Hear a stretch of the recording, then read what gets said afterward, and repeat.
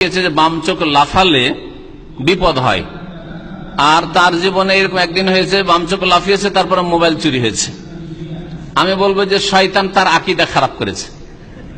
এগুলি টোটকা হচ্ছে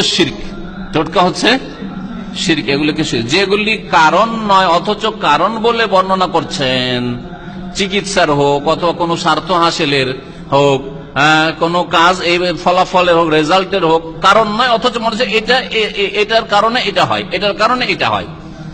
হ্যাঁ, তো এইরকম যারা বলবে এগুলোকে শিরক বলা হয়েছে। এগুলোকে বলা হয়েছে কি? শিরক।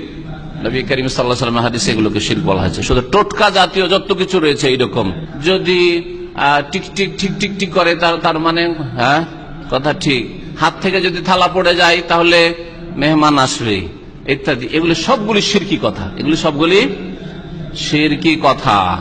তো যদি এরকম ঘটে যায়, এরকম কেন? কবর পূজারী মাজারে গিয়ে সেজদা করে আসলো, খাসি জবাই করে আসলো, 10 বছর 20 বছর ধরে বাচ্চা হয় না, ওই বছরে বাচ্চা হতে পারে। আল্লাহ তাকে পরীক্ষা ফেলেছে যে তুই কোরআন এবং হাদিসে যে ইসলাম পাঠিয়েছিস সেই ইসলাম মানবি না, তুই বাস্তবে মানতে চাস ইসলাম, যেটা কি পাচ্ছি বাস্তবে শিরক করবি, তো ওই পথেই তোকে চালিয়ে দেব। নুয়াল্লিহে মা তাওয়াল্লা, আল্লাহ বলছেন যেদিকে যাবি ওইদিকে ফিরিয়ে দেবো। কোরআনে কারীমের কথা। আল্লাহ রাব্বুল ওয়া মা ইউশাকিকির রাসূল মিন বাদি মা তাবায়্যানা লাহুল হুদা, হেদায়েত স্পষ্ট কোরআন হাদিসে, তারপর যে রাসূলের বিরোধিতা করেন।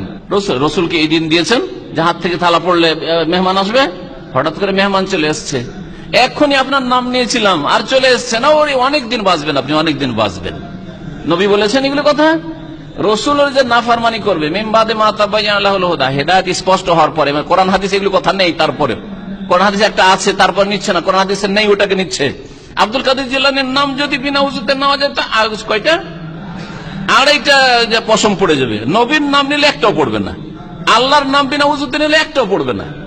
নবীর নাম বিনা উযুতে নেওয়া যায়, আল্লাহর জিকির বিনা উযুতে করা যায় এই বিদাতীদের কাছে, হ্যাঁ এই শিরককারীদের কাছে, কিন্তু জিলানীর নাম যদি বিনা উযুতে নেওয়া যায় তা আড়াইটা পশম পড়ে যায়।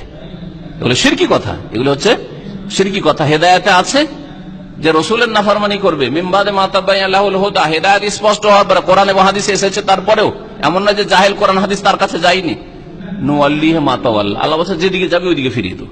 তুই কবর মাজারের ছেলে চাস, ওখান থেকে দেবো, তো মানে যেই বছর যাবে ওই বছরই দিব। বাস্তব বহু লোক এরকম হয়েছে যে যেই বছরে মাজারে গেছে ওই বছরে ছেলে পেয়েছে।